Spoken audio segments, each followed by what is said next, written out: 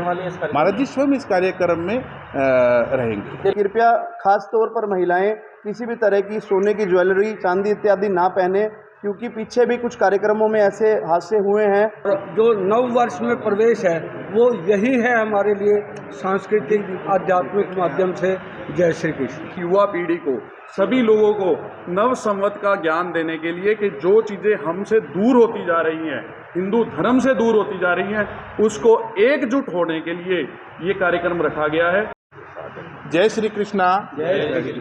बहुत ही हर्ष और उल्लास का विषय है।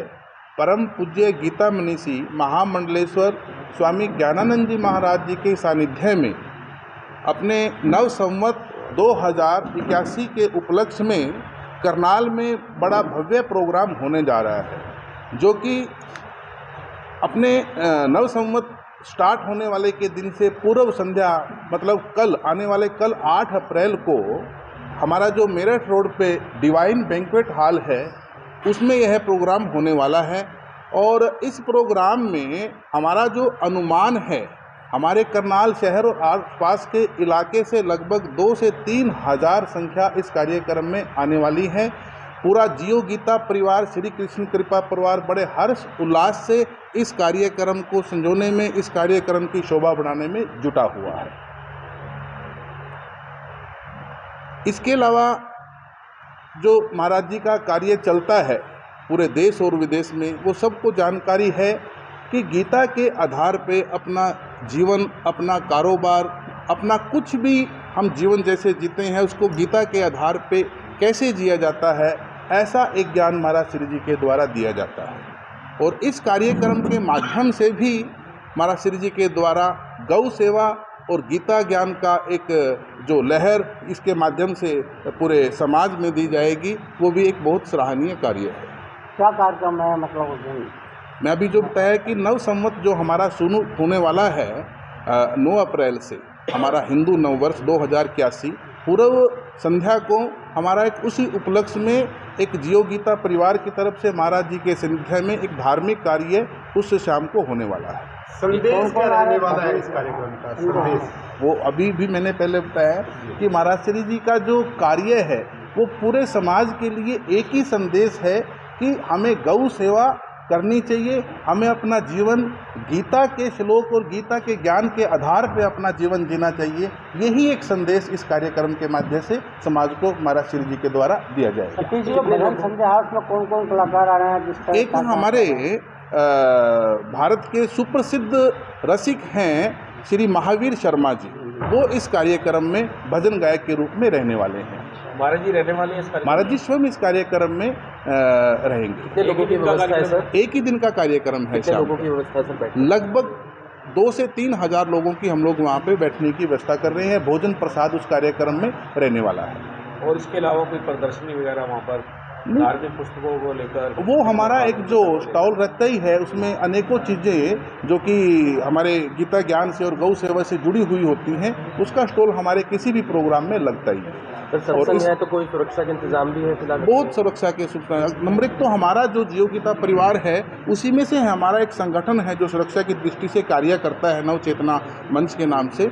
और अन्य प्रकार की और भी कुछ जरूरत रहेगी तो उसका वहाँ पे प्रबंध किया जाएगा। सतीश जी, क्या मैसेज देना चाहेंगे? आज गुड़ी पड़वा पर नए साल है, अब आम लोगों को देव की तरफ से या जियो गीता परिवार की तरफ से, कृष्ण परिवार की तरफ से? देखो, आज जो हमारा यह प्रेस कॉन्फ्रेंस करने का उद्देश्य है वो एक संदेश ही है। मैं पूरे समाज के करनाल वासियों को और करनाल के आसपास रहने वाले जितने भी गौ भक्त हैं जो गीता से जुड़ा कर अपना जीवन जीते हैं, सभी के लिए मेरा एक ही संदेश है कि सभी बढ़ चढ़ कर अपने परिवार सहित, अपने मोहल्ले सहित, अपने मित्र गणों सहित इस कार्यक्रम में हिस्सा लें। यह कार्यक्रम शाम को 6:30 बजे शुरू होने वाला है और विश्व का, हमारे भारत देश का एक महान जो रसिक है महावीर शर्मा जी, उनके द्वारा भजन कीर्तन किया जाएगा। तो मेरा सभी से एक अपील, एक निवेदन है कि सभी बढ़ चढ़ कर आएँ और इस कार्यक्रम का हिस्सा बने। स्थान कौन सा रहने वाला स्थान?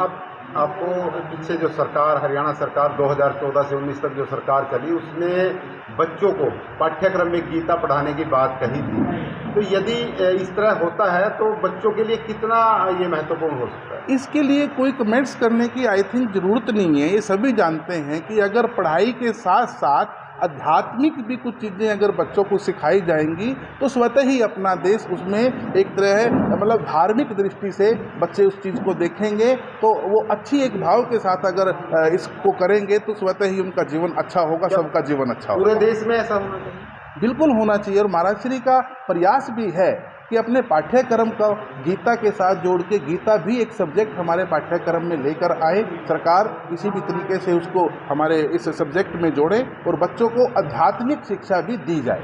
कार्यक्रम स्थल कहाँ है? कार्यक्रम स्थल मेरठ रोड करनाल में जो हमारा डिवाइन पैलेस के नाम से एक बैंक्वेट हॉल है, उसमें यह कार्यक्रम होने वाला है। कोई राजनीतिक सामाजिक लोग भी पहुंचेंगे? देखिए, हमारी जो निमंत्रण है, हम किसी राजनीतिक व्यक्ति को राजनीतिक समझ के निमंत्रण नहीं देते। वो एक गौ भक्त है, एक समाज में रहने वाला अच्छा व्यक्ति है, समाज सेवी है। इस नाते हमने सबको उस कार्यक्रम में आने के लिए न्योता दिया है, निमंत्रण दिया है और उसमें बहुत बड़ी संख्या में सब लोग आने वाले हैं।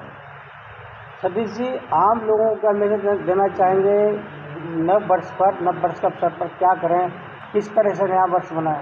देखिए, मैं तो इस काम को तो महाराज श्री जी पे छोड़ता हूं, क्योंकि ये कार्यक्रम जो महाराज श्री जी के सानिध्य में हो रहा है आने वाले कल सोमवार शाम को 6:30 बजे, वो इस कार्यक्रम के माध्यम से अवश्य ही समाज को कोई ना कोई एक रास्ता दिखाएंगे, कि संकल्प कराएंगे, एक संदेश देंगे। तो ये महाराज श्री जी का कार्य है, वो अपने मुख से ही एक कोई ऐसा रास्ता दिखाएं समाज को, यही उद्देश्य इस कार्यक्रम का है। परम पूज्य गीता मनीषी स्वामी ज्ञानानंद जी के पावन संदिग्ध में नव संवत के उपलक्ष्य में आने वाले कल यानी 8 अप्रैल को शाम 6 बजे मेरठ रोड पे द डिवाइन पैलेस पे एक भव्य कार्यक्रम का आयोजन किया गया है, जिसमें भजन सम्राट महावीर शर्मा जी पधार रहे हैं। मैं करनाल जनता से निवेदन करता हूं, इस धार्मिक कार्य में बढ़ चढ़कर हिस्सा लें। कीर्तन के साथ साथ भव्य भंडारे का भी आयोजन किया गया है, सब भंडारे का भी आनंद जरूर लें। धन्यवाद। आपसे कुछ कहना चाहूँगा? मेरा भी यही रहेगा, निवेदन रहेगा कि कृपया सभी करनालवासियों से निवेदन है कि वो इस भव्य आयोजन में हिस्सा लें और श्री गुरु जी का आशीर्वाद प्राप्त करें और हमारे वहाँ पे भोजन प्रसाद की व्यवस्था जो कराई गई है उसका भी आनंद लें। इस धार्मिक कार्य में हमारे क्या किसी भी धार्मिक कार्य में आप जाएं तो कृपया खास तौर पर महिलाएं किसी भी तरह की सोने की ज्वेलरी, चांदी इत्यादि ना पहने, क्योंकि पीछे भी कुछ कार्यक्रमों में ऐसे हादसे हुए हैं कि महिलाओं की चैन वहाँ पे झटकी गई है। और ऐसे कार्यक्रम में जाते समय ज़्यादा पैसे की भी आवश्यकता नहीं होती, इसलिए पैसे, सोने, ज्वेलरी जो भी अपने घर पर ही रख के आएँ। बहुत धन्यवाद। हाँ जी, क्या कहना चाहिए? जैसा कि सतीश जी ने, अंकुर जी ने सारा का सारा कार्यक्रम सभी आप मीडिया लोगों के माध्यम से सभी करनाल वासियों के आगे और सभी के आगे रख दिया है, तो ये पूर्णतः नव संवत की बात तो हो रही है, लेकिन पूज्य गुरुदेव का इस कार्यक्रम के लिए सबसे बड़ा उद्देश्य ये है कि हिंदू धर्म का जो 2081 का ये शुरुआत हो रही है। आज की युवा पीढ़ी को नव संवत का शायद नहीं पता हुआ, क्योंकि 31 दिसंबर को ही नव संवत माना जाता है कि 31 दिसंबर गई, 1 जनवरी आई, ये नया साल शुरू हो गया। लेकिन हमारे हिंदुत्व का जो नया साल है वो ये 9 अप्रैल को शुरू होने जा रहा है, जिसकी पूर्व संध्या में महाराज श्री द्वारा सारी युवा पीढ़ी को, सभी लोगों को नव संवत का ज्ञान देने के लिए कि जो चीज़ें हमसे दूर होती जा रही हैं, हिंदू धर्म से दूर होती जा रही हैं, उसको एकजुट होने के लिए ये कार्यक्रम रखा गया है। तो सभी भारत वासियों तक ये संदेश जाए, सभी करनाल वासियों तक ये महाराज श्री का आशीर्वाद जाए। तो इसलिए ये कृष्ण कृपा परिवार और जियो गीता परिवार ने मिलकर ये कार्यक्रम रखा है, जिसमें आप सब लोग आएंगे। आप सबके माध्यम से जो ये संदेश जन जन तक पहुंच रहा है, मैं आपका जियो गीता परिवार और कृष्ण कृपा परिवार के माध्यम से आप सबका आभार प्रकट करता हूं। और आप सब लोग वहां पर भी आएं और वहां के कार्यक्रम को भी जन जन तक पहुंचाने की कोशिश करें। ये आपके लिए बहुत बहुत धन्यवाद और बहुत बहुत शुक्रिया। जय श्री कृष्ण। यही कहते थे हैप्पी न्यू ईयर जब 31 दिसंबर हो रही है, लेकिन पूज्य गुरुदेव का लगभग 25-30 वर्षों से एक आह्वान था। जब ये हम 31 दिसंबर, 1 जनवरी, तो उन्होंने कभी ऐसा नहीं कहा। सबको यही कहते हैं कि हैप्पी न्यू ईयर नहीं कहना, सब ने कहना है वर्ष 2024 या जो भी, उसमें प्रवेश करते हैं। और एक बात और है, ये जो कार्यक्रम है इस तरह के, हमेशा इन कार्यक्रम की शुरुआत जैसे नव संवत का है, उससे पहले होली का है, या 31 दिसंबर भी हम मनाते रहते हैं, मनाते हैं। लेकिन ये सारे कार्यक्रम हम सब के लिए बड़ी अच्छी ये बात है कि ये सारे कार्यक्रम करनाल से शुरू होते हैं। ये नव संवत का कार्यक्रम भी लगभग 27-28 वर्ष पूर्व मुझे याद है 8 सेक्टर में मतलब एक कार्यक्रम में ये वहाँ प्रारंभ हुआ था। और उसके बाद ये कार्यक्रम ऐसा नहीं है कि हमारे करनाल में या हरियाणा में ना, पूरे नेशनल लेवल पे ये कार्यक्रम नव संवत के कार्यक्रम होते हैं। तो हम बड़े सौभाग्यशाली हैं कि हमें ऐसे पूज्य गुरुदेव के संस्कार मिले हैं। और मैं तो सबसे यही कहूँगा कि बढ़ चढ़ के इस कार्यक्रम में आएँ। और जो नव वर्ष में प्रवेश है वो यही है हमारे लिए सांस्कृतिक आध्यात्मिक माध्यम से। जय श्री कृष्ण। ये पूर्व एक शब्द और बोल के मैं इसको विराम देना चाहूँगा। पूर्व संध्या जैसे बोला गया है, तो जैसे 31 दिसंबर हम ये कार्यक्रम बनाते थे ना लोग, भाई नए साल का आगमन है, 31 दिसंबर को 12 बजे हम इसका वो करेंगे।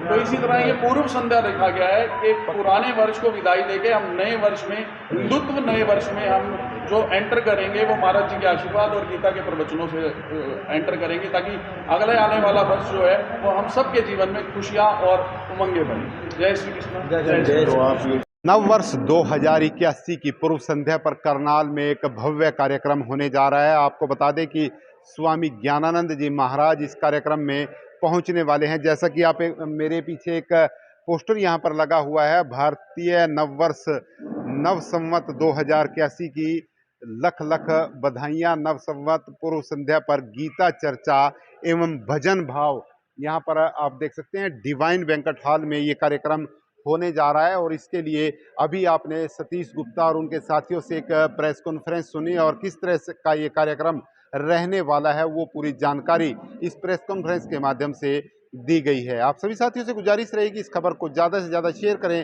ताकि ज़्यादा लोगों तक ये जानकारी पहुंच सके और इस कार्यक्रम का वो वहां पर अपने जीवन में उस कार्यक्रम के माध्यम से गीता का जो उपदेश है उसको उतार सकें। विशपाल राणा, नमस्ते भारत न्यूज़ के लिए, करनाल।